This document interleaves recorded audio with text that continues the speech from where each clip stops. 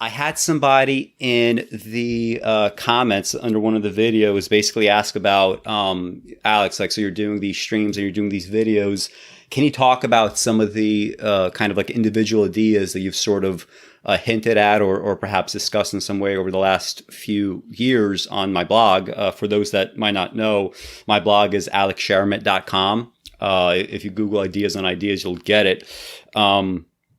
But one of the comments actually was about this idea of human behavior being a probability space. So before I get into kind of like what my theory is, when people hear a phrase like probability space, they might think that it's like overly technical, or maybe they don't really know what it is. So it's actually a fairly simple concept that we could apply to politics and society more broadly. So on Wikipedia, probability space. So we're just going to look at this, right? What it's made out of.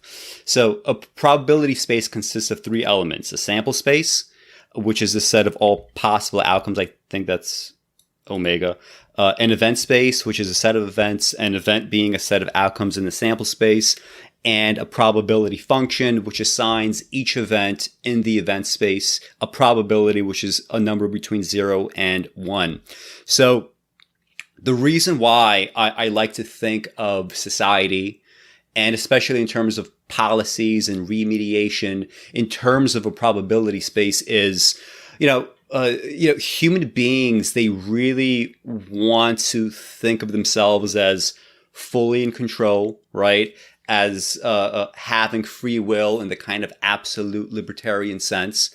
And, even if we concede the kind of philosophical point, I think it's pretty clear that human beings are much closer to robots or machines or whatnot than we like to assume, right? Because we know, for example, that if we twist things just a little bit, right, we get massive differences in outcomes. So one thing that was big in like the 80s and 90s was tobacco companies, for example. They were constantly under fire for having all these advertisements that were meant to get kids hooked on nicotine, right? So all these laws were being passed to prevent any kind of advertising that would capture kind of like, the teenage clientele that was, quickly getting addicted to the stuff.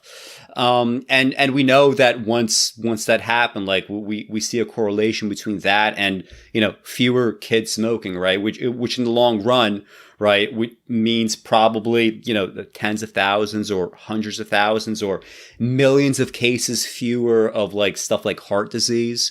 Right. So, people like to think of themselves as, well, I'm a rational human being. I'm going to look out what's best for me. And that may be true. But in terms of society at large, like we know that adding, having, libertarians like to talk about freedom, right?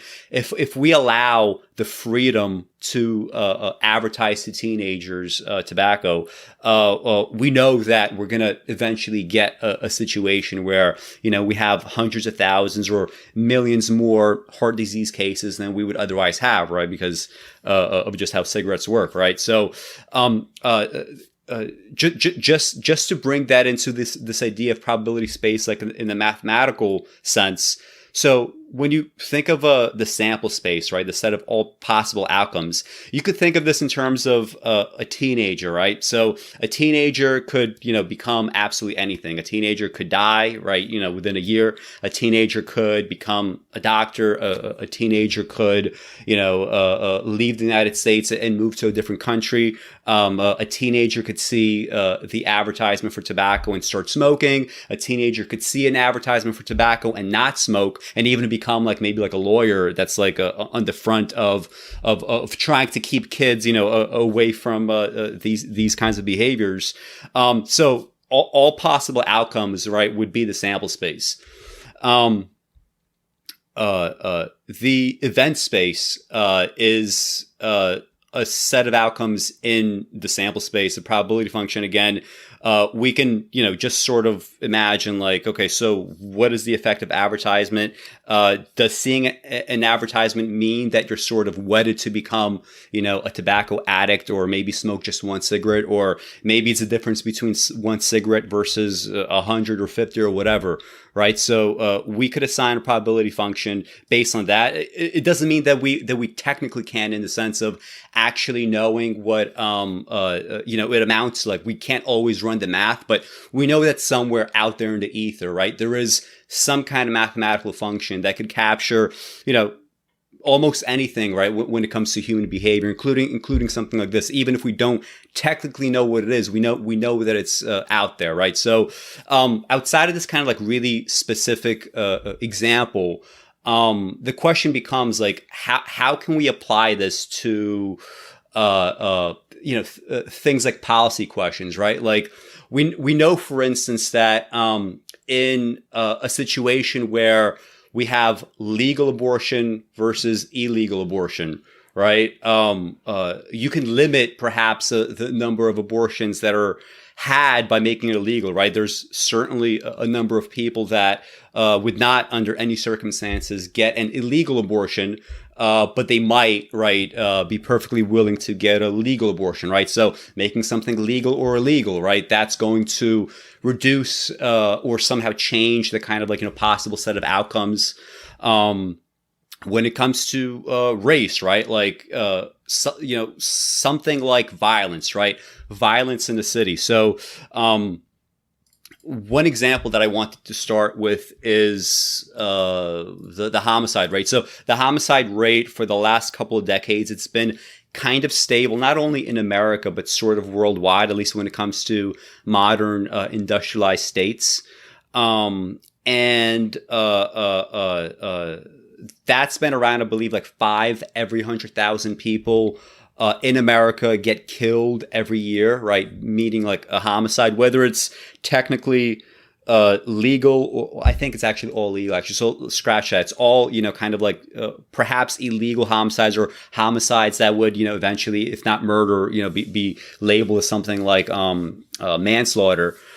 We know that number is around 5 every 100,000. So every single year, right, if you're the average person in America, and of course there is no actual true average, right? We have like a bunch of different medians that sort of compete, right, with these probabilities. You have this chance, right? So let's actually put this into perspective. Let's understand what this actually means for the quote unquote average person, right? So here, okay, so open up idle. Okay, I hope you guys could see this. Let me just check in on the chat.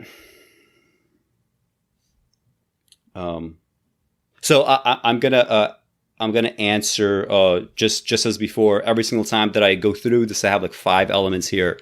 Every time I go through it, I'm gonna just take questions at the end so that we could actually do this in a normal kind of time frame. Okay, so let's understand this for a second. All right, so 5 out of 100,000, right? So this is what this means, right? This is your chances as an average person in America of getting, let's just call it murdered, right? Even if technically it's not necessarily murdered. This is like so small, right, that it doesn't even show up, right? But let's actually switch this out, right? Let's not just take the average, right? Let's look at some specific cities. We know that in Baltimore, depending on the year, it kind of goes up and down, but generally speaking, the murder rate is around 50 per 100,000 per year, right? So if you live in Baltimore, again, as the average person, we're not taking any sort of comments about race, right? We're not taking into consideration age just yet. We're just saying in general, right? These are your chances, right? Of being killed in Baltimore, right? By some sort of homicide. Now, when it comes to actually sort of allowing this to fracture on racial lines, I don't know if Baltimore is mostly black or if it's like plurality, ethnically black or what, but we know for a fact that the homicide rate, as it applies to A, black people, and B, as it applies to black men, right, that's going to look different from even generically what we think of as Baltimore, right? So let's just consider this in terms of men.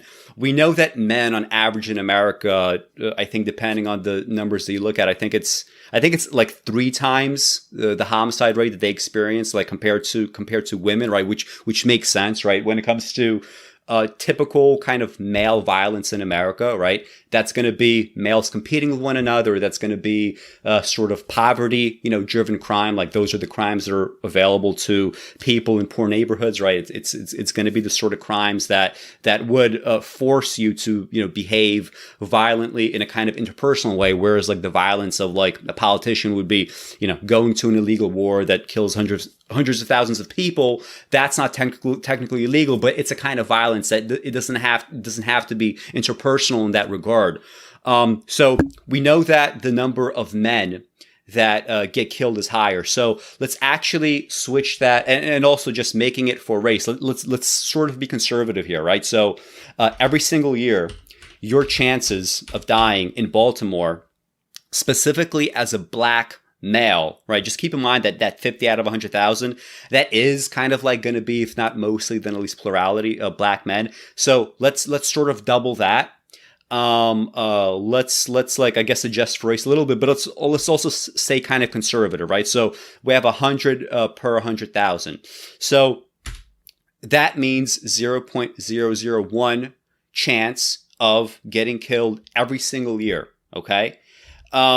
Of course, throughout your whole life, it looks a lot different, right? From this number, right? This doesn't look so bad if you sort of consider it in the abstract, right? You're saying like, I have 1/10 of 1% chance of getting murdered. That's not so bad, right? But let's consider this in a more realistic fashion. So we know that the majority of men that get killed, they're not going to be like, under 15 years old, because just generally speaking, if you're under 15, you're not really negotiating masculinity in a way that's going to force you to behave in that kind of way, undertaking violence and so on and so forth. You're usually not going to be targeted for violence by others right before maybe 15 years old, although obviously there are exceptions. And we know that starting in your 30s, maybe like into 40 years old, we know that we have, a lower chance of getting killed, because the assumption is, by the time that you're 40, you're kind of like an established male. You're probably out of any kinds of like, high octane lifestyles, let's call them. So your chances of getting murdered, go down quite a bit, after that 15 to 40 years old window. So let's actually understand what this means for the average black male living in Baltimore, from the ages of 15 to 40. Let's see how that number changes. So we have zero. Well, we can't multiply it like this, right? If we multiply decimals, right, we're just going to get lower and lower fractions, right? Because that's how fractions work. So we're going to do 1.001. And we are going to do that to the power of, 15 to 40, that's going to be 25 years. So the 25 years that are most dangerous to you as a black male in Baltimore, they're actually going to look like this. All right. So this is actually 1.0253. This is literally a 2.5% chance of getting murdered, right? Living in Baltimore, right? As a comparison, if we have something that's like something, let's say, all right, so it's a factor of, let's say, this much, right? For the average person, meaning 5 out of 100,000. And same thing, we're going to do 25. Right. So we're talking about, things that are kind of like beyond most people's, like, what ought to be most people's probability judgments, right? If you're the average person in America. But if you're the average black male in Baltimore, we are talking about a 2.5% chance of getting murdered. To put that into perspective, when Steven Pinker wrote Better Angels of Our Nature, the number I think that he gives overall for like prehistoric violence, Looking at the most violent tribes, looking at the least violent ones, and sort of just averaging them together. I think that's what he ultimately did. I think his number is something like 15% chance of getting murdered by the time that you're an adult. I think maybe might have been 10% chance at some point, depending on which of his calculations you look at. But let's just assume 15%. Now, people that have an issue with Steven Pinker saying this about prehistoric violence, they say, no, we ran the numbers ourselves. We think Pinker's overstating it. Prehistoric violence, so like like anything that predates the state, prehistoric violence is actually occurring at the rate of 2.5% murders, right, by the time you're an adult. Which it's like, okay. Is Baltimore technically now, like if you're a black male in Baltimore, are you, in terms of like, any social contracts, in terms of like you being vested in the state, in terms of you trusting the state, what you get from the state in that regard is little better than those low end estimates of prehistoric violence. Okay. You're getting 2.5% chance either way. So, I just want you to just understand that for a second. What we think of as a social contract, what we think of as being allowed, right, to pay taxes, right, in exchange for, following the law, in exchange for being protected, you don't really seem to get, if we assume those prehistoric conservative numbers are correct, black people aren't really getting all that much, right? Being black people in America, right? We're still talking about, we're still talking about a 2.5% chance of being murdered. So in terms of like pure violence, you're not getting that much better of a deal than the conservative estimates of prehistoric violence. So that's pretty bad.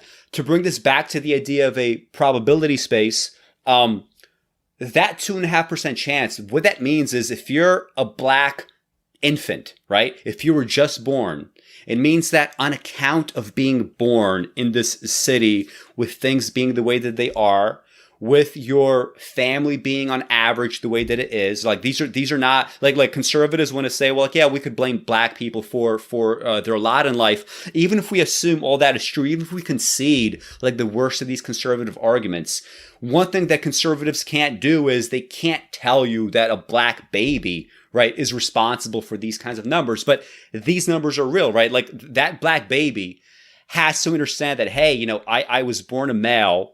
I am black. By the time that I'm 40, I have a 2.5% chance of getting murdered, right? How is that going to play out in the macro, right? Like, how is that going to play out in terms of how you feel, like subjectively walking down the street, how you feel in school, the implications of that 2.5% on everything else from like, poverty to your relationship with cops to your, relationship with other white people. All these outcomes, right? All these possibilities, whether you're killed or not, whether, your anxiety about family life and whatnot, whether or not that's going to affect how you do in school, whether or not you drop out, all of that gets sort of baked in. Almost from the beginning, right? And a lot of this has to do with choices that parents make. But, the parents themselves very often are subject to, not very often, they are subject to the same exact probability space. So we have this problem, right, where eventually we get to the situation where we're dealing with an infinite regress, right? Just like, libertarians that say, like, I shouldn't be forced to pay taxes. The problem with these kinds of theories is you can never point, right, being born in America, let's say this is a libertarian born in America making this argument, you can never truly say that, hey, look at me, I'm born to a completely blank slate and I'm completely self-made. Well, if you're a white libertarian, born in like some rural town in Oklahoma versus a black infant born in Baltimore, that already, right, you're already in a very different kind of situation in life, right? The fact that you're born to a system that has collected taxes right before you were born in Oklahoma, right? Before you could even say, hey, I'm a self-made millionaire, You're still going to walk on, publicly funded roads. You're still going to walk on, you're still going to get, subsidized food. You're still going to get subsidized medicine. You're still going to be subject to a police force that is paid for by, again, obviously tax money. So for you to say suddenly, you know what, we need to pass laws right now that would prevent us from paying in, you're essentially, doing this free rider thing where, you get all these benefits and you get from point A to B, right? From birth to success. Whereas like so many other people never make it from birth to success. They either make it from birth and they're one of the unlucky ones to get murdered, or they make it from birth to, some other situation that is not success. You're essentially saying that you're okay paying into everything thus far, but you want to cut off the spigot now, right? And that's never going to work. So we're dealing with the same problem, right? When we have a probability space in general. So just generically speaking, let's think of a probability space as everything that is possible, right? Given the variables that we have, and the variables are our society, right? It's our laws, right? It's our institutions. It's the police force. It's racial relations. It's absolutely everything, right? All of that baked into it has outcomes. How do we know? Because again, we started this conversation by talking about prehistoric violence. In most places in the industrialized world, we don't have a 2.5%, much less a 15% chance of getting murdered, right? And going out there and arguing, right, with like prehistoric tribes, like, come on, guys. Why can't you just fucking be rational, right? Why can't you just like not kill each other? Why can't you stop these like intergenerational blood feuds and these like de facto wars of attrition? The reason why you can't is there's nothing in that society and there's nothing in those variables. There's nothing in that probability space that would allow anything more than anywhere between a 2.5% chance to a 50% chance. And if you're like, I think it's the Yamamoto tribe, I think it's closer to like 60% chance of getting murdered if you're a male. I think that's in South America the most violent or the most known violent tribe still in existence. Maybe that's changed. I don't know. But generally speaking, like things are probability space because we, human beings, like they want to think of themselves as fully, fully conditioned by and subject to free will, when in reality, you are, very much kind of constrained by luck, right? And you are constrained also by the brain, right? To the extent that human beings are not machines because we have a brain,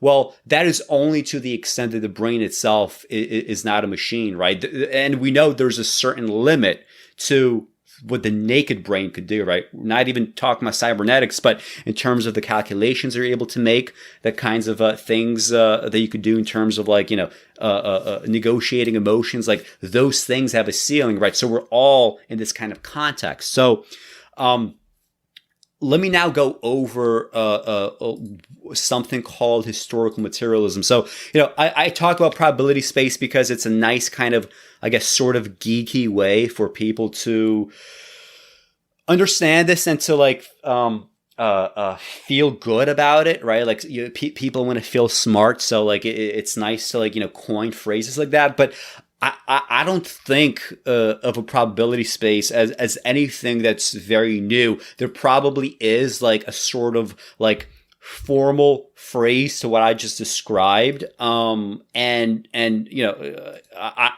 an expert in sociology, so I don't know what that would be. But we know that somewhere like it's probably out there. And we also know that whatever that it's called, it will have its roots in Marxist historical materialism. So for anybody that doesn't know, so like I mean, I mentioned this before, but I used to be a Marxist, although I'm not a Marxist anymore, as I've said before. I am, I haven't found anything as useful for understanding where we are in the world compared to historical materialism. I mean, like, if you think of history in terms of like power relations and economic relations, and in terms of like, we are a function of all these variables that are around us.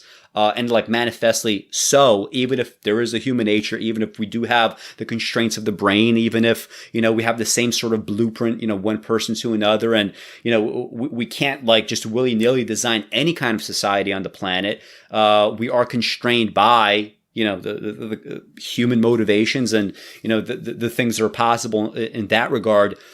So historical materialism, let's just go through this a little bit. This is what it argues. So also known as the materialist conception of history, it's a methodology used by some communist and Marxist historiographers that focuses on human societies and their development through history, arguing that history is the result of material conditions rather than ideals. Again, right, just going back to what I said, the material conditions in Baltimore, right, set up the probability spaces that I described, right? And that ideals won't do shit, right? You can't fucking go to Baltimore, get on the pulpit and say, guys, listen, just like we said to those tribes, like, just stop killing each other, like, just be good, like, just trust cops, trust the state to actually, carry out justice for you so that you don't have to, sort of carry out masculine justice, in the neighborhood, right? As a vigilante or just as someone that doesn't want to be a victim of like some kind of bully. So that kind of idealist conception of history is kind of silly. So this was first articulated by Karl Marx as the materialist conception of history. For him, it was dialectical materialism. So he brought like the Hegelian stuff into it, which, a lot of Marxists and back then, I haven't really kept up with this, but I didn't think dialectics were very necessary in that Hegelian sense. But I mean, who knows what the latest scholarship on that question is. Principally a theory of history which asserts that the material conditions of a society's mode of production, or in Marxist terms, the union of a society's productive forces and relations of production, fundamentally determine society's organization and development. Historical materialism, an example of Marx and Engels' scientific socialism, attempting to show that socialism and communism are scientific necessities rather than philosophical ideals. People still give a lot of shit to Marx about this idea, right? That he was going to create like the kind of like, scientific socialism compared to like the idealistic socialism of people that came before that would go out and establish communes. What Marx wanted to show was that this was kind of inevitable by kind of the laws of history, the laws of society, the laws of economics.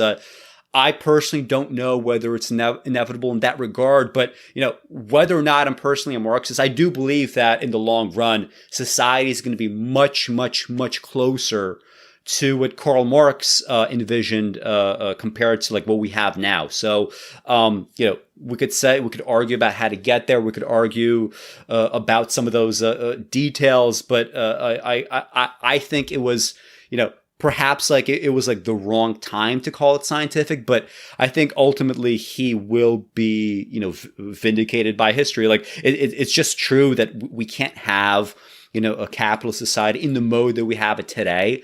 And, it's true that the closer and closer that we get to socializing costs, right, in the world, right, we all shoulder the costs and we all sort of get the benefits. That's going to be a lot closer to the Karl Marx model.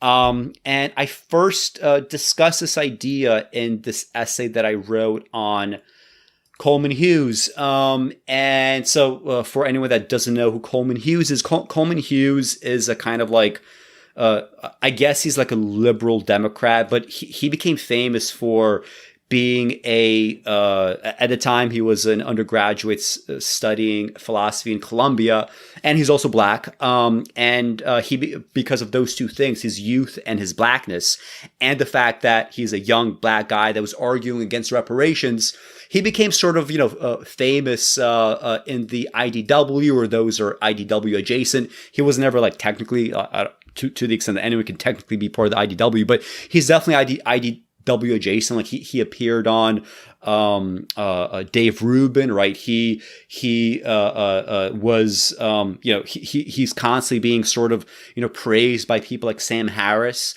And I did this essay on him, like it was like September of last year, because people were like starting to ask questions about him. People were like, oh, he has all this like data, showing that, black people can sort of be blamed for their own problems, like, going away from the probability space model.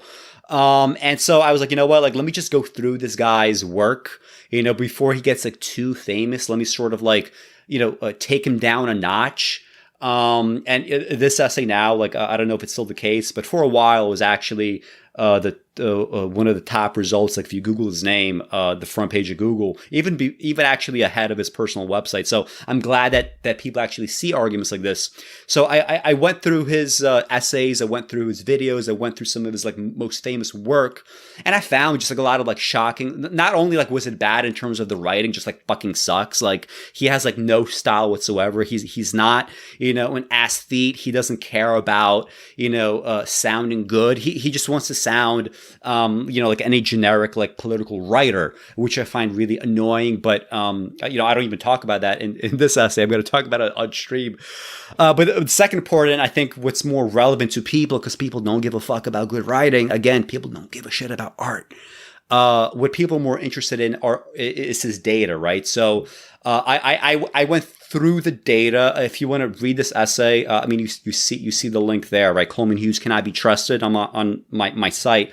You could look through all the other stuff, but his use of data is very sloppy, very bad. Sometimes it's like willfully misrepresenting reality, like to make the case that slavery had little to no effect on the total wealth of a nation.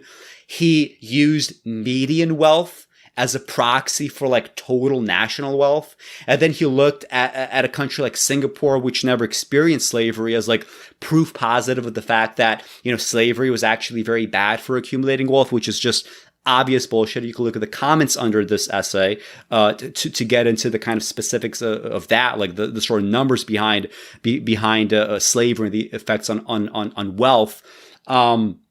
So in using like a proxy as a median for the median wealth as a proxy for this, he would have to also make the argument that like Azerbaijan is richer than Russia, that Libya in fucking 2016, while it was still being besieged, right, by ISIS, that Libya was richer than China, which is, it's insane. And, he linked, right, he linked to a spreadsheet with all this information. So I'm sure that as he was going through that information, he saw like, oh shit, like, okay, so I want to make this argument that Singapore is in fact the richest country in the world because this is what I'm getting by median wealth.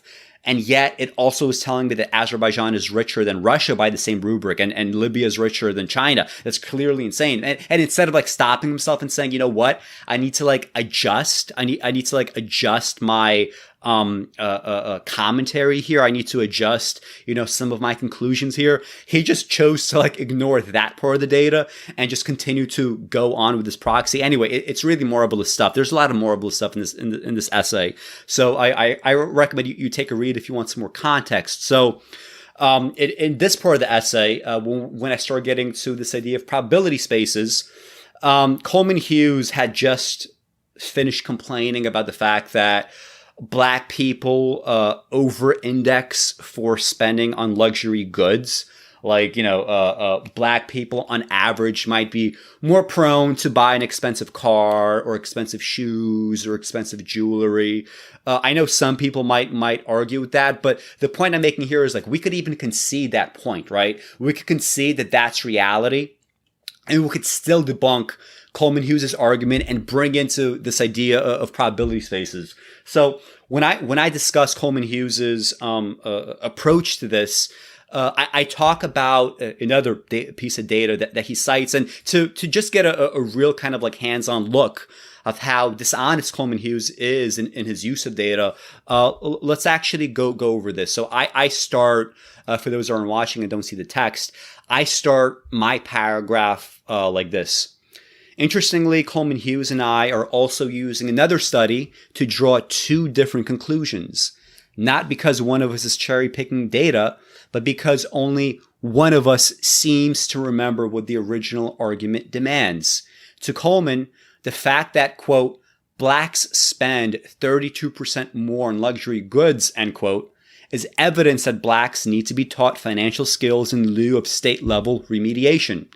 He doesn't explain why the state shouldn't come into play here, which is what's dialectically required, mostly because he doesn't address the broader question of why spending discrepancy exists.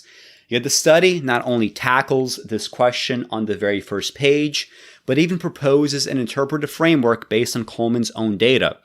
So this is what the study says. So this is the information that Coleman Hughes tries to use to prove that, hey, look, all these black people, like maybe they could actually, do something about this like enormous fucking black-white wealth gap simply by like not spending as much on luxury goods, right? So I actually, do what a normal person should do, which is like go to the original study and see what it says. And this is what the original study said.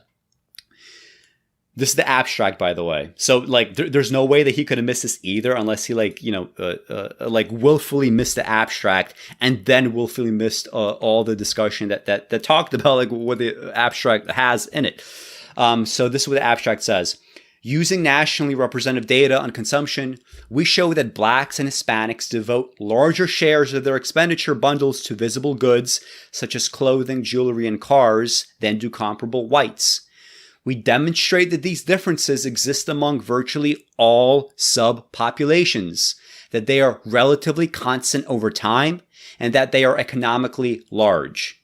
While racial differences in utility preference parameters might account for a portion of these consumption differences, we emphasize instead a model of status seeking in which conspicuous consumption is used to reflect a household's economic position relative to a reference group.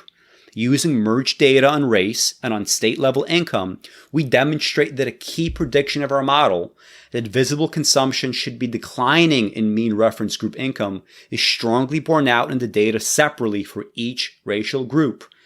Moreover, we show that accounting for differences in reference group income characteristics explains most of the racial difference in visible or conspicuous consumption or luxury consumption. So put another way, when you adjust for income, there's actually very little racial disparity, which actually kind of sort of surprised me.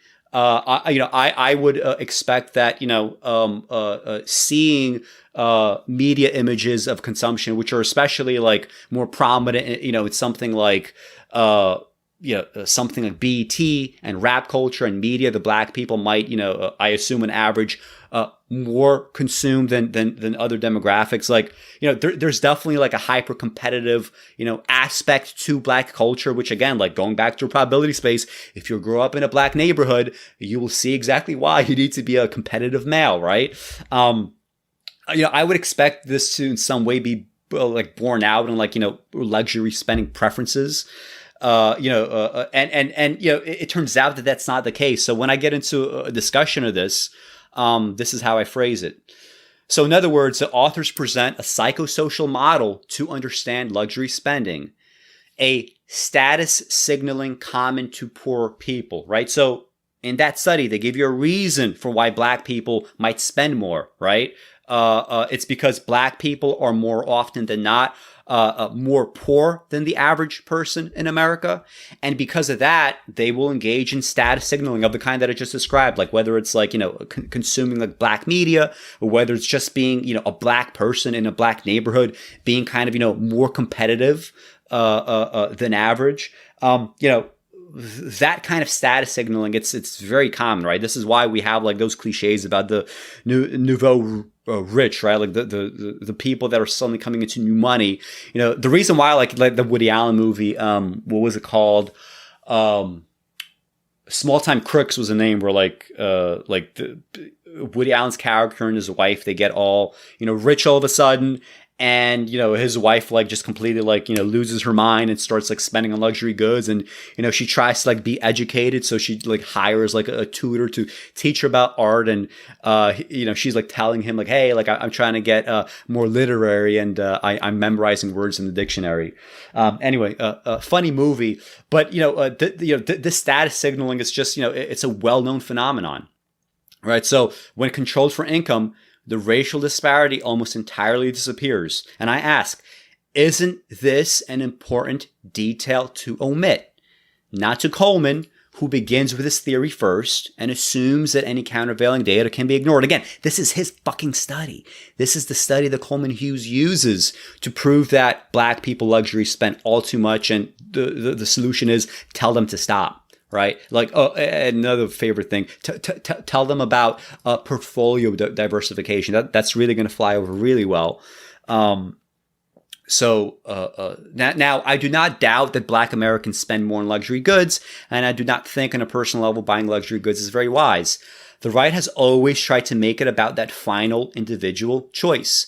The moment, for example, when a Black woman buys an expensive car or takes out a payday loan or a subprime mortgage. But this is a ridiculous inversion of the problem. Right? This is a very important point. I want everybody who has not read the essay, or if you have read it and maybe forgot this line, I want you to think about this line. This is a ridiculous inversion of the problem. Payday loans are taken because they exist. And they exist because they are the only line of credit for too many people. If phenomena such as medical or family emergencies persist, loans will logically be required, but not everyone will be able to take out the same kind of loans on the same terms. So Coleman would be the type of guy who would look at, Black people taking out, payday loans or whatever, and saying that, God, like, if they only fucking knew that the terms here are predatory, they would never, never do something so financially stupid. And, we could even make the argument that, perhaps they are financially stupid, right? It is financially stupid to say, I'm going to try to get $500 no matter how, even if it means I have to pay $1,000 like very quickly, or $2,000, whatever the terms are. Because, hey, like my son or whatever needs like some kind of medical care, or I need some kind of medical care, or I need to like show up to the dentist, and the dentist knows I don't have insurance and I need this fucking root canal because, my tooth is fucking killing me. It's $800. So I'm going to take out a payday loan so I could get this tooth fixed. Okay. So you can't simply turn this into, why are Black people making bad financial decisions? Because it's a bad financial decision born out of like day-to-day fucking necessity, right? Like if you need your tooth pulled, and not even pulled, right? That's another thing. Like, what if you get your tooth pulled because maybe, let's say, it's cheaper than a root canal, but suddenly like you don't get the implant, which would cost you like thousands of dollars. So now like your teeth start to crowd incorrectly, and now you're in a worse financial situation when you have to take another payday loan out. So like all these things, like if you're poor, right, especially if you're Black and poor, they tend to accelerate, they tend to snowball, right? And payday loans are always going to exist. Subprime mortgages are always going to exist because A, people need a place to live, so they want homes to own, right? That's just like basic desire. And B, like they just need money, period, right? So it's absurd to think that teaching Blacks about the evils of subprime mortgages, or the, quote, diversification of assets, as Coleman suggests, will do much in the face of redlining and a total lack of assets to invest. Is there a better way to make sense of the data and ensure that concepts like free will and personal responsibility remain coherent? Yes, and it begins with understanding of human behavior as a probability space. So this is where we get into the nitty gritty. And please, guys, like if you're watching right now, if you like this, please hit like. If you're not subscribed, please subscribe. If you have any questions, this isn't going to take too much longer. So put in your questions about about part 1 here, probability spaces, so that I could get to it before getting to my next topic of the stream. So people, like all organisms, respond to material stimuli in predictable ways. It is known, for example, that living in a stable 2-parent home leads to better life outcomes than the alternatives. It's known that being born to obese parents is a risk factor for becoming obese. It's inarguable that children living in poverty have a higher chance of dropping out of high school, getting arrested, being unemployed, developing health problems, and more. And logically, it is Black children who are disproportionately burdened by such outcomes, since wealth fractures along racial lines. Further, Black children experience or will experience as adults any number of obstacles unique in severity and type, lending bias, employment discrimination, and comparatively steeper consequences for personal mistakes. Yet if race provides some cushion for these mistakes, it's less likely that a white person will become part of the annual statistics despite an identical string of behaviors. To raise a familiar example, do white people commit marijuana offenses at the same rate that Black people do? The answer is yes. And by the way, when it comes to like even bigger offenses such as like wide scale selling, that is also like the world of white people, right? Like we're not talking about people just like hanging out on the street corner, right? If you're a white person, most likely if you're selling weed, you don't have an operation that has you standing out in the corner. That's what you get black people to do. You give black people to stand in the corner, right? Their fucking asymmetrical risk profile is the kind of drug selling that they would do opens them up to not only more chances of getting killed, but also chances of getting incarcerated for their offenses, right? But while pundits object that unequal incarceration is merely the end result of heightened police presence in bad neighborhoods, the logic of policing an overwhelmingly black population for any reason means that more blacks will enter prison despite an identical crime rate. In other words, by incidentally catching more black criminals, America will, to invoke a conservative talking point, create more fatherless households, an effect that gets painted as a cause only, as if that absolves state-level policy of contributing X percentage to the total pool of fatherlessness. Nor do we have to argue about the degree to which unequal policing leads to single-parent homes, since any degree of state-level culpability demands state-level remediation, even if remediation is as simple as putting a stop to the state's destructive behavior.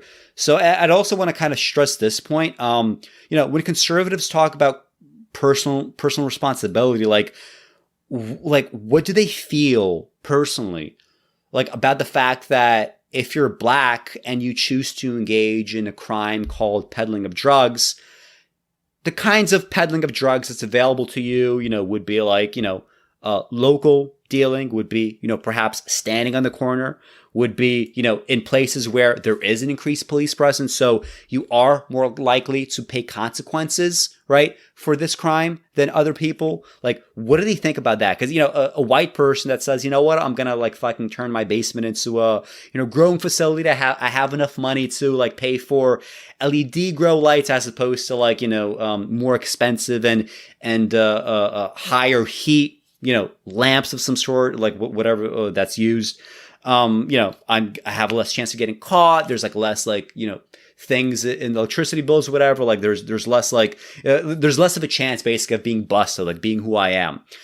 What do conservatives think about that? We have people that are engaging in the same exact kind of behavior, right? Two people independently have decided, I want to get ahead in the world, A. B, I want to get ahead in the world by committing some kind of crime, and C, I want to get ahead in the world by committing a certain crime that is, the selling of marijuana. This should be outraging conservatives. The fact that, if you're born to these circumstances, you have unequal consequences for identical behaviors, right? And you have unequal praise and unequal fruits, right, of identical strings of behavior, right? That should outrage anyone, even before you understand what a probability space is. So let's just finish this. So yet Coleman Hughes has not wrestled with this, has not dealt with what personal responsibility even means in the face of children born into a set of obstacles that they themselves did not create. To Coleman, it's enough that they have an obstacle to respond to, something to test themselves against and perhaps overcome. This is not wrong, I guess, but Coleman's error is in assuming that the mere existence of free will, that is, the ability to respond to an event in a myriad of ways, suggests that Black Americans can tap one set of responses over another. And this is not wrong either, for anyone can technically do anything. Even a Congolese paraplegic with self-diagnosis miraculously learns to walk and becomes an Olympian gold medalist at age 60. The more relevant question, though, is what's likely given the probability space. Are you born paralyzed and malnourished in Africa? And the logical set of outcomes. Are you dead by 10? Are you a laborer by 20? Or are you a world champion by 60? I think people would agree that in that probability space, right, we have an event space that is not equally as likely. If you're in Africa and you're born as a paraplegic, you dying by age 10, that event space probably has a pretty high probability, right? you being a laborer by 20, it's maybe it's even higher than being dead by 10, but that's much higher than the other bit in that event space, the other event in that event space, which is being an Olympian gold medalist at age 60, right? So think about that. Not only are you born in the Congo, you're born paraplegic.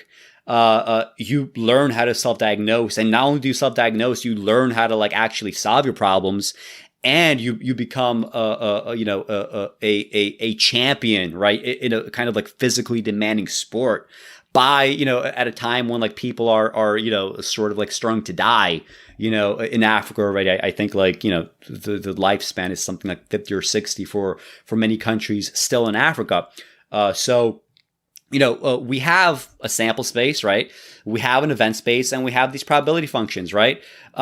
Each event will work out differently, and we have to understand that, because if we don't, how can we understand how the world functions? Knowing that all events in a probability space can be improved upon, maybe there is a way of being born a paraplegic where the chances of you getting better is 0, right? That's possible. I don't totally know the science there, but it's conceivable there are some things that simply cannot be improved. So not all events in probability space can be improved upon, but even a superficial accounting of their existence renders Coleman's self-help a logistical nightmare if the actual goal is closing the racial wealth gap. And while Coleman might object to the left's bias towards anti-racist justice, the left naturally can point to Coleman's exclusion of an even broader justice from his own set of imperatives. So just think, millions of Black Americans have lived through a state-mandated apartheid, and Coleman's own ethical system does not permit the still living victims to be compensated. Does anything else need to be said at this point? Are radical leftists still on the defensive when the other side can't even propose a behavioral framework that isn't some absurd denial of human nature? So again, to put a pin on this and to put a point on it, if you are Black in America and there is such a thing as payday loans, and they exist, and you have a medical emergency, you will, in this probability space, have outcomes where, a Black person might say, what, I'm too wealthy for a payday loan. I don't need it. Or they might say, what, I am in this kind of demographic where, the payday loan applies to me. The subprime mortgage applies to me. But what, I'm personally not going to take that risk of owning a home when I feel like perhaps I kind of can't own a home. Maybe I don't have the means. Maybe I won't be able to keep up with it. That's also, an outcome that's possible in the probability space. But the other outcome that's, even more likely in the probability space is, I will get a fucking house because everybody else is getting a house. Why can't I have a house? I will take that payday loan because, my child needs his healthcare, or I need to get this, a root canal. So fuck it. I'm going to take $500 now because I can't, I'm having a fucking migraine from this toothache. Even if I have to pay $1,000, down the road, I'm going to do it. I'm going to take on debt for this purpose. So the way to deal with that specific probability space is, you could say, we could eliminate all payday loans, and that's fine, but you're going to have to put something in its place so that on the one hand, people have access to credit. And by the way, I think this is a thing that's been done on, there's tons of banking by the postal service. There's been lots of proposals for this, but the financial industry is obviously very against this because they want to set the terms, right? They don't want to have something like a de facto monopoly, which kind of banking through the postal service would ultimately become. They don't want to deal with that. So the way you deal with the probability space, though, is you give Black people, right, and an opportunity, right, an opportunity to not have to take payday loans. You could do this either by changing the structure of loans, saying what loans are legal, which loans are not, offering loans on better terms, or you could do something that completely bridges the divide between the wealth gap. But you can't like put your thumb into the ear, right? And pretend as if, these things don't happen for a reason, right? The probability space exists. And for you to change these outcomes in the probability space, whether it's something like murder, right? How do we change the outcome in the probability space of like people getting murdered by the time they're 30, right? If you have like a 60% chance in the worst case scenario, right? In prehistoric times. Well, you do that by establishing a state that allows people to, sort of get justice through the state, right? They put their trust in the state. They put their trust into something other than wars of attrition, other than intergenerational blood feuds. That's how you solve that problem of violence. And every time that the state has been created, right? Even if we think of like a nightmare state, like like under Stalin or under Hitler, the fact is, like, as bad as the 20th century was in terms of like mass state-led violence, the total, violence, by the state, if you consider everything altogether, that is less, like even that less than that, 15% of those like high end estimates from Steven Pinker. And in many places, like on average, I think World War II, like worldwide, like it was something like a 2.5% chance. Like if you're just a human being born on the planet, you have a 2.5% chance of getting killed by, directly as a result of World War II, indirectly as a result of World War II. So even then, right, with something as, cartoonish as World War II, like the numbers don't add up in the way that people think they do. So anyway, we change human outcomes by changing the probability spaces. We change outcomes by tweaking these variables. What we don't do is we don't do what Coleman Hughes is doing, right? We don't sit around and talk about what can we get Black people to do personally, right? Like, we can't get Black people to stop taking payday loans because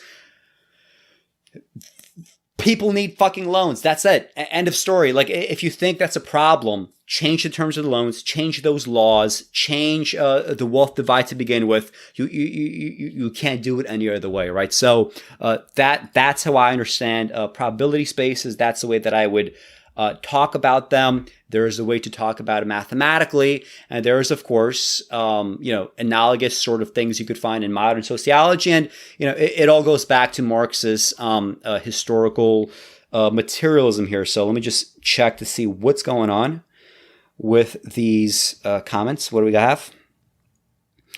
So the Newhouse is asking, what about stochastic models? I mean, in terms of what I mean, like just stochastics in general. Like when you think of like a phrase, like I've talked about something like stochastic violence. Like it's interesting to think about because, like, on the one hand, like we want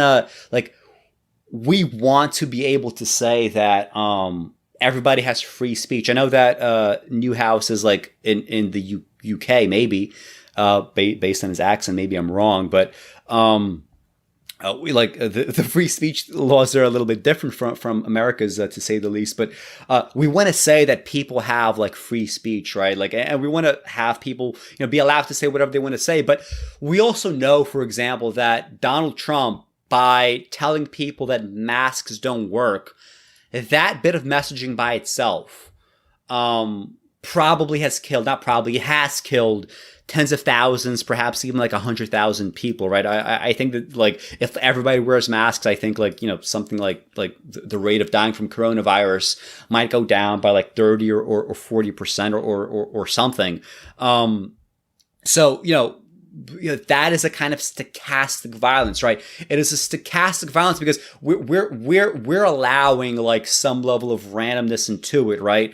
We're allowing like the fact that, like, it's not Trump that is personally saying that he's going to go out there and like infect people with coronavirus, but we know that these kinds of terms, like, and this kind of phrasing and this kind of, politicking in this regard, like, it leads to deaths like somewhat directly. We know that there is, stochastic, let's call it suicide, right? Where people, there's a copycat suicides. Like there's examples in Japan. I think there's like examples in Europe. I think in Japan there was one, I think it was like some kind of like a teenage or maybe like early 20s celebrity that got inspired a bunch of copycats. So like, stochastically, we know that if you're a celebrity with like a huge following and you decide to kill yourself, well, keep in mind that even if we can't like hold you so account, like we're not gonna like shit on you like, oh my god, you fuck, like you killed yourself and you got like 20 other people to go with you because of that. Like we understand that obviously there's something wrong enough with you that we need to be like empathetic here, right? About this. Like we shouldn't like, criticize you too harshly for that. Like the way to deal with suicide, again, like going back to probability spaces, you're not going to fucking lecture at somebody to keep them from killing themselves. Like we need to like, find a way to like fix mental health issues. We need to, show people, not just like talk to them that this is true, but show them that life can get better, that things improve. And, what are we going to do about that? Okay, DL, Marxism is an ideology, it's a tool, just like the scientific method. Yeah, I'd agree with that to some degree, at least, in the sense that like long term, like we're going to get some sort of Marxist type society. And I'm perfectly comfortable saying that, even though I'm not a Marxist, because I think classically speaking, what Marxists want to do now or communists want to do now is like, when I used to hang out with communists, like back as a teenager, like it was always the same shit, right? We want a fucking vanguard party and we're going to be the vanguard party and we're going to make this revolution and we're going to lead everybody to a communist utopia. It's never going to happen that way. We're never going to get a vanguard style revolution in the modern world, because conditions like if we all assume that there is such a thing as like corporate power, like we must understand the reality that corporations don't want a fucking vanguard revolution.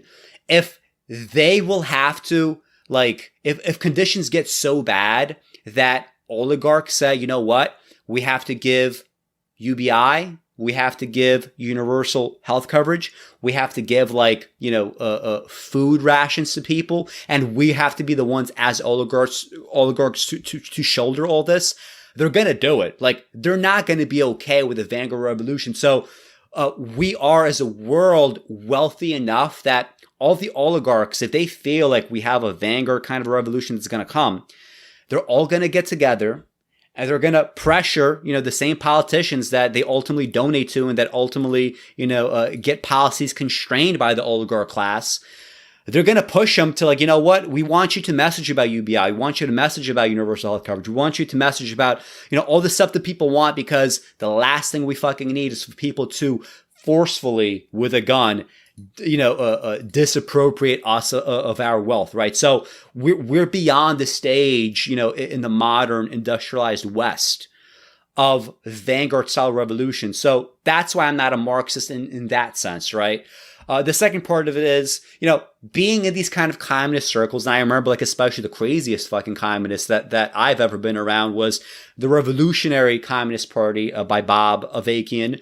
And it's not a coincidence that like these kind of like Mao aligned parties that are like completely batshit insane are also kind of like the most conservative in terms of like, they would believe that homosexuality is like a bourgeois kind of disease, right? That it would sort of go away with like other bourgeois values once we get, a dictatorship of the proletariat. Everybody that said that I've ever been around, and to an extent I was sort of like that as a teenager because I wanted to be a communist and I wanted to get fucking laid. I wanted to be, when I would say like the vanguard, I wanted to be the vanguard. Everybody that's like talking about the vanguard, this is the thing you got to understand.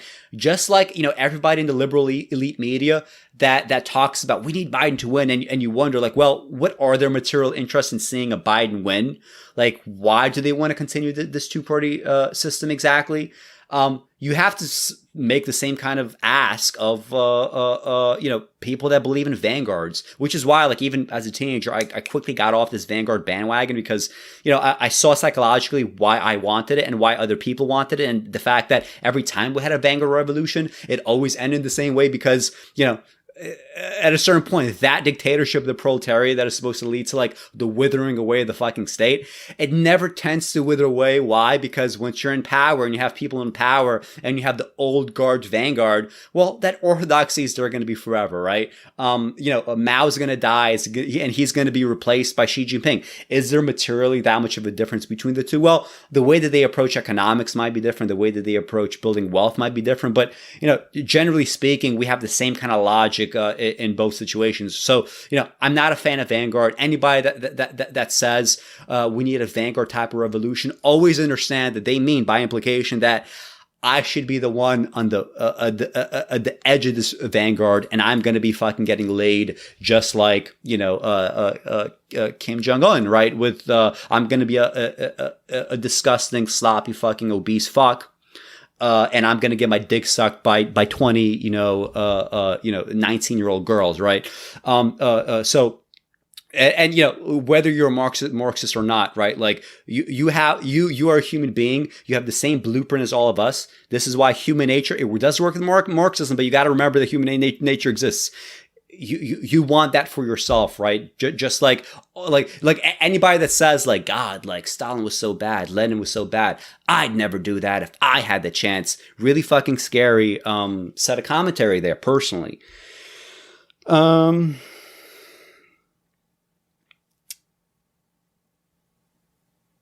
Okay, so let's see what you guys hear.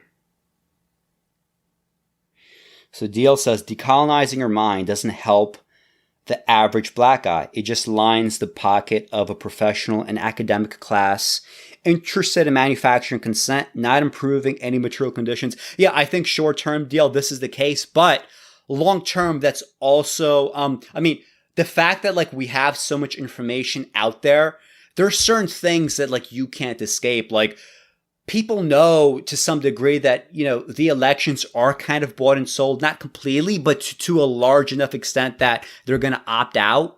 Maybe not in 2020. Maybe they do fear that Trump is a fascist and it's better to get Biden elected. Like that's probably what the thought was.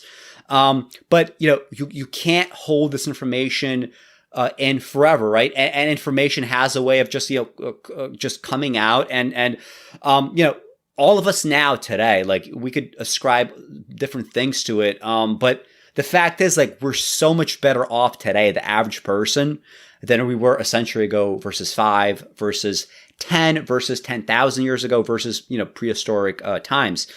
So I do believe that long term, just like I believe that Marxism is kind of what we're going to ultimately end up with, and that itself will have to be sort of transcended and improved upon in some way. Who knows what that's going to look like? I believe that long term, what's going to happen is just things do get better, and that's true even with cyclical dips. We could have a sort of cataclysmic event this century where we're going to end with what, let's say 2100. I think the estimate is that's like between 12 to 14 billion people in the world, after which like everything starts dropping off. Assuming that that's the case, by 2100, we could theoretically have billions of people who just fucking die due to like, climate change, right? And we don't have sufficient safety nets for them. All that is real, right? But long enough time span, we will, like education, information, wealth, the fact that, rabble rousers have more power than they've had before, even with like all these power asymmetries. I do believe the long-term things will get better. That doesn't mean that we rest on our laurels. Like we have to keep fighting for this kind of shit, but, that's the way that I'd phrase it.